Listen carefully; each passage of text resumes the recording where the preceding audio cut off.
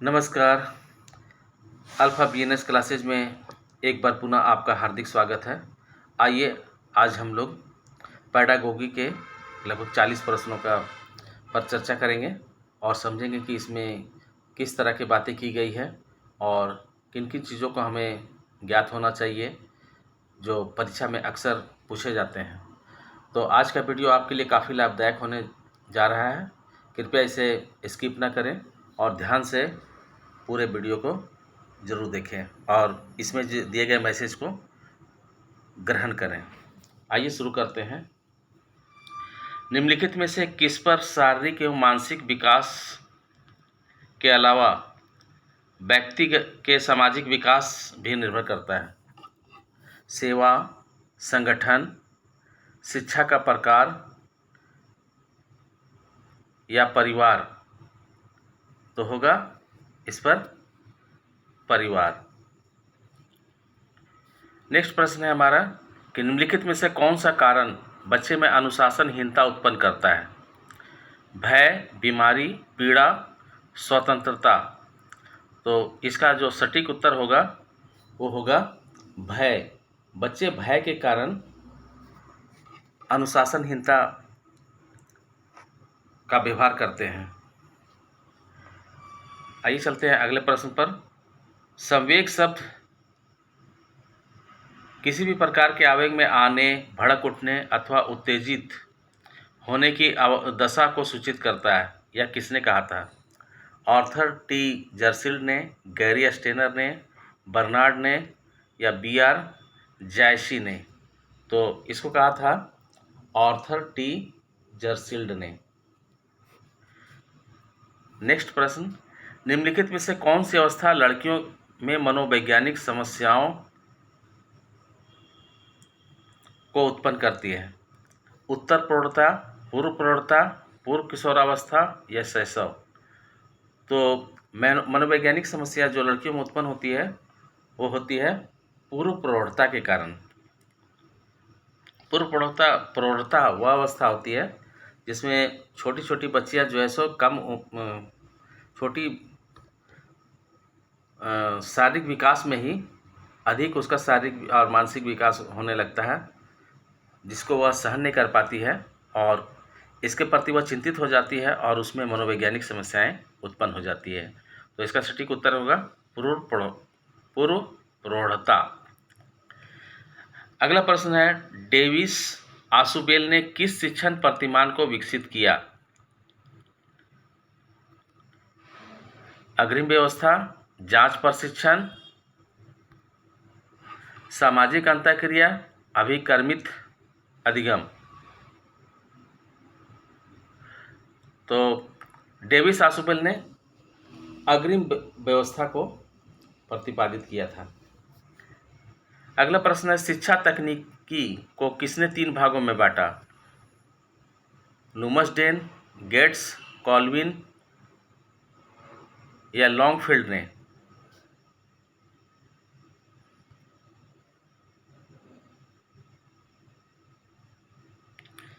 तो इसको किसने 3 भागों में बांटा था? लुमसडेन ने। अगला है, शिक्षण सूत्रों का आधार होता है दार्शनिक, मनोवैज्ञानिक, सामाजिक या वैज्ञानिक? तो शिक्षण सूत्रों का आधार होता है मनोवैज्ञानिक। नेक्स्ट प्रश्न है, शैक्षिक तकनीक 2 को इस नाम से भी जाना जाता है। किस नाम से?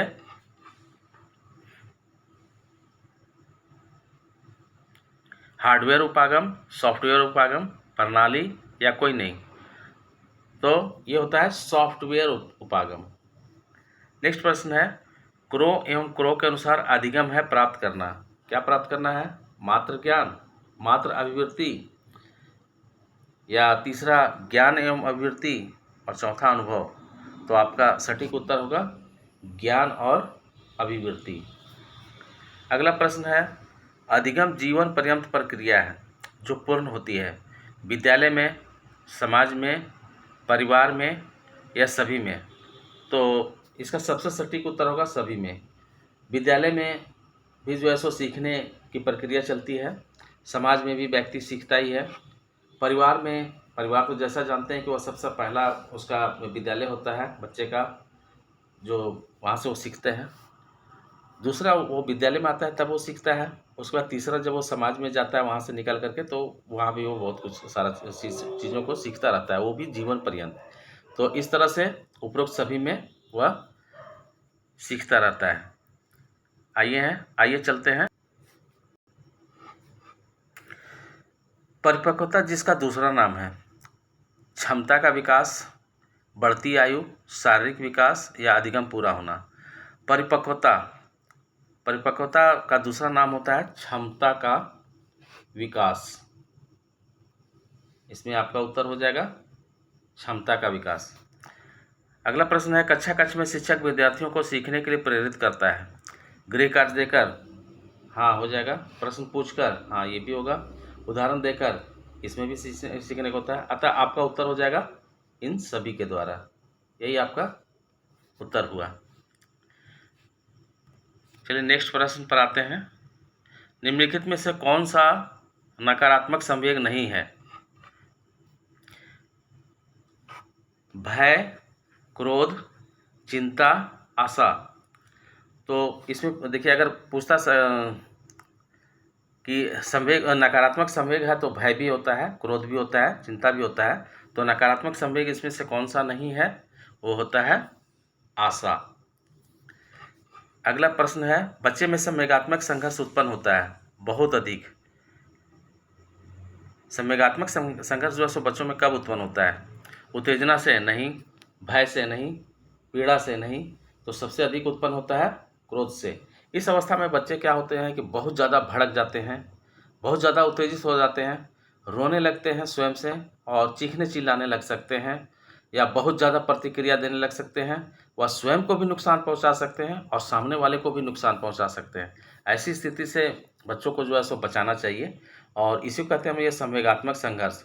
और संवेगात्मक संघर्ष में वो अपने अंदर और बाहर दोनों समस्याओं से लड़ने का प्रयास करता है, और ये किसके कारण होता है?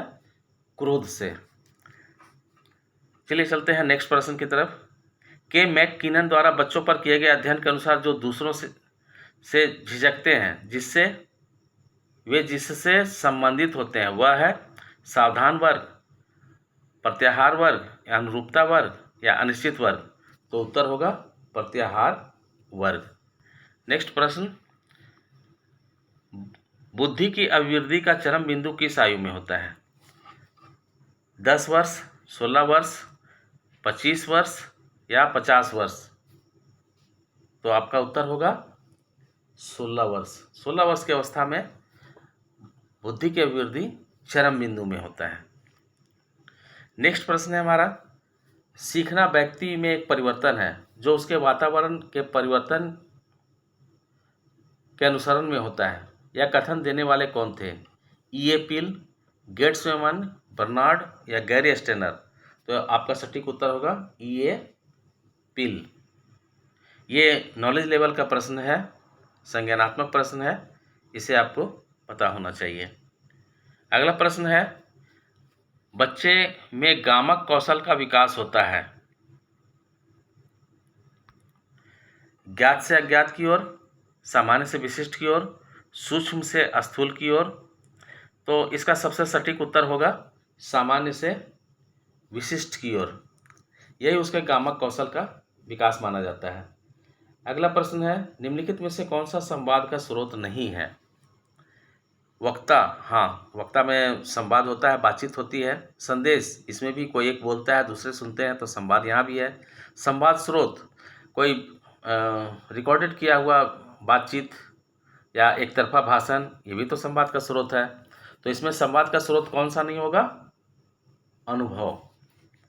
नेक्स्ट प्रश्न, किसकी पुस्तक में किशोरावस्था, तनाव एवं संघर्ष का काल छपा था? एरिक्सन, स्टैनले हॉल, शिपमैन या स्मिथ? तो इसमें हो जाएगा स्टैनले हॉल। नेक्स्ट प्रश्न, कोई बच्चा नवीन व्यवहार को खोजता है सीखकर, सुनकर, देखकर या अनुभव करके। तो बच्चा जो है सो नवीन व्यवहार को खोजता है। नवीन व्यवहार वह तब खोजता है जब किसी चीज़ को वह सीख जाता है। तो आपका उत्तर क्या होगा? सीख कर। जैसे बच्चा साइकिल चलाना पहले सीखता है और उसके बाद उस पर वो परिपक्वता या पारंगतता प्राप्त करता है। उसमें वह आड़ा तिरछा, तेज, स्लो चलाने का वह सीखता है। तो ये उसका नवीन व्यवहार हुआ जो वह सीख कर खोज पाता है। चलिए चलते हैं नेक्स्ट प्रश्न पर।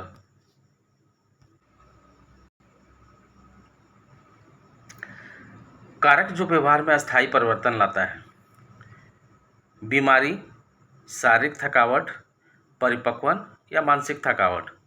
तो आपका उत्तर होगा परिपक्वन। यही जो है सो अस्थायी परिवर्तन लाता है व्यवहार में।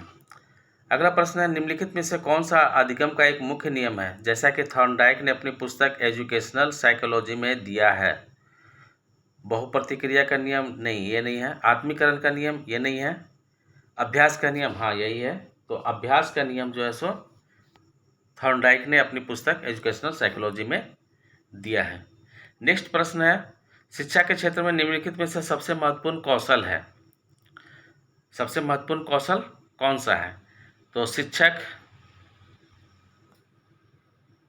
है कि पाठचर्या है कि अधिगम प्रक्रिया है या शिक्षार्थी है? तो शिक्षा के क्षेत्र में सबसे महत्वपूर्ण क्या है? तो सबसे महत्वपूर्ण है शिक्षार्थी। यही सटीक उत्तर है। अगला प्रश्न, 20वीं शताब्दी बच्चे की शताब्दी कहलाती है, यह किसने कहा था? क्रो और क्रो, पियाजे, टॉलमैन या स्किनर ने? तो ये कहा था क्रो और क्रो ने। अगला प्रश्न है, अधिगम को प्रभावित करने वाला शिक्षक से संबंधित कारक है। इच्छा शक्ति, अभ्यास, ज्ञात से अज्ञात की ओर, प्रस्तुतिकरण। इच्छा शक्ति ये बच्चे से संबंधित है। अभ्यास ये बच्चे करेंगे। ज्ञात से अज्ञात की ओर बच्चे इस पर ज़्यादा बढ़ते हैं। प्रस्तुतिकरण ये हुआ शिक्षक के प्रति। शिक्षक प्रस्तुत करते हैं किसी चीज़ को, उसको देख करके बच्चे सीखते हैं। तो उत्तर क्या होगा? प्रस्तुतिकरण। नेक्स्ट प्रश्न है हमारा, शिक्षा मनोविज्ञान है, मानक विज्ञान, अनुप्रयुक्त विज्ञान, विशुद्ध विज्ञान या कोई नहीं? तो आपका उत्तर होगा अनुप्रयुक्त विज्ञान। ये सॉफ्टवेयर है, इस पर बहुत सावधानी से और अति सूक्ष्म रूप से व्यवहार करने की चीज़ है, जिसमें सीखना और सिखाने की प्रक्रिया चलती है, जिसको हम अधिगम भी कह सकते हैं। तो यह कैसा विज्ञान है? अनुप्रयुक्त विज्ञान है। अगला प्रश्न है, शिक्षा मनोविज्ञान संबंधित है अधिगमकर्ता से, अधिगम प्रक्रिया से, अधिगम स्थितियों से या उपरोक्त सभी से? तो शिक्षा मनोविज्ञान ये सभी से संबंधित है। नेक्स्ट प्रश्न, मानव विकास परिणाम है जैविक कारकों से, वंशागत एवं वातावरणीय कारकों का, सामाजिक कारकों का या अभिप्रेरण कारकों का? तो उत्तर होगा आपका वंशागति एवं वातावरणीय कारकों का। चलिए चलते हैं नेक्स्ट प्रश्न, श्रृंखला अधिगम संबंधित है, किससे संबंधित है?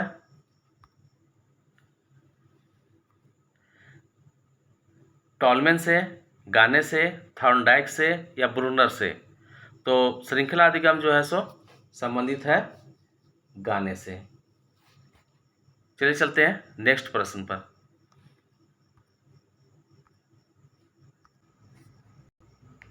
किशोरावस्था तूफान एवं तनाव की अवस्था है, किसने कहा है?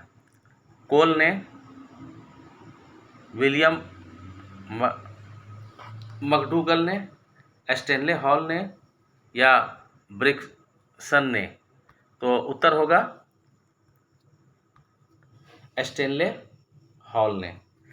अगला प्रश्न है, शिक्षक कक्षा कक्ष में प्रयास करता है विद्यार्थियों को अनुभव प्रदान करने का, सही है। विद्यार्थियों को चिंतन का अवसर देने का, ये भी शिक्षक करते हैं, तो ये दोनों हो गया। विद्यार्थियों को सहायक अधिगम वातावरण देने का, तो सहायक अधिगम वातावरण ये भी प्रोवाइड कराते हैं शिक्षक, ये भी सही है। तो अतः आपका उत्तर हो जाएगा 4 ये सभी। आइए चलते हैं नेक्स्ट प्रश्न पर। कोहलबर्ग ने नैतिक विकास सिद्धांत के अंतर्गत निम्नलिखित में से कौन उस सिद्धांत की एक अवस्था है? पूर्व संक्रियात्मक, परंपरागत, संवेदी प्रेरक या मूर्त संक्रियात्मक? तो कोहलबर्ग ने जो बताया था वो बताया था मूर्त संक्रियात्मक। नेक्स्ट प्रश्न है, जीन पियाजे के अनुसार तार्किक चिंतन प्रारंभ होता है संवेदी प्रेरक अवस्था में, पूर्व संक्रियात्मक अवस्था में, औपचारिक संक्रियात्मक अवस्था में या मूर्त संक्रियात्मक अवस्था में? तो आपका उत्तर हो जाएगा मूर्त संक्रियात्मक अवस्था में। ये भी जीन पियाजे ने ही बताया था। नेक्स्ट प्रश्न है, मनोविज्ञान में व्यवहारवाद का प्रतिपादन करने वाले थे John Dewey, William James Kohler या जॉन बी वाटसन? तो इसका प्रतिपादन किए थे जॉन बी वाटसन। नेक्स्ट प्रश्न है, अधिगम का निष्पादन है अभिव्यक्ति, ज्ञान, कौशल या सभी? अधिगम से क्या प्राप्त होगा या अधिगम में कौन कौन सी चीज़ें शामिल होती है? अभिव्यक्ति शामिल होती है, ज्ञान ये भी प्राप्त होता है, कौशल ये भी प्राप्त होता है। अतः आपका उत्तर हो जाएगा उपरोक्त सभी। यही सबसे सटीक आंसर हुआ। चलिए चलते हैं नेक्स्ट प्रश्न पर। निम्नलिखित में से कौन सा विकास का सिद्धांत नहीं है? इसमें ध्यान दीजिएगा, कौन सा सिद्धांत नहीं है इस पर बात किया जा रहा है। तो यह निरंतर चलने वाली प्रक्रिया है, हाँ है, या व्यक्तिगत प्रक्रिया है, ये भी है, या सामान्य से विशिष्ट की ओर आगे नहीं बढ़ती है, यही जो है सो नहीं होगा। या अंतःक्रिया का उत्पाद है, ये होता है। चलिए आते हैं नेक्स्ट प्रश्न की तरफ कि गाने के अनुसार अधिगम का उच्चतम स्तर कौन सा होता है? श्रृंखला अधिगम, शाब्दिक साहचर्य अधिगम, उद्दीपन अनुक्रिया अधिगम या समस्या समाधान अधिगम? तो गाने के अनुसार अधिगम जो होता है वो होता है श्रृंखला अधिगम। आइए चलते हैं नेक्स्ट प्रश्न की तरफ।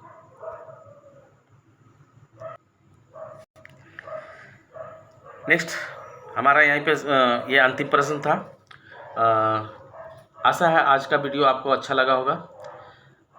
अगर और भी कुछ आप जानना चाहते हैं तो कृपया कमेंट करके बताएं और मेरे साथ नई नई चीज़ों को जानकारी लेने के लिए इस चैनल में बने रहें।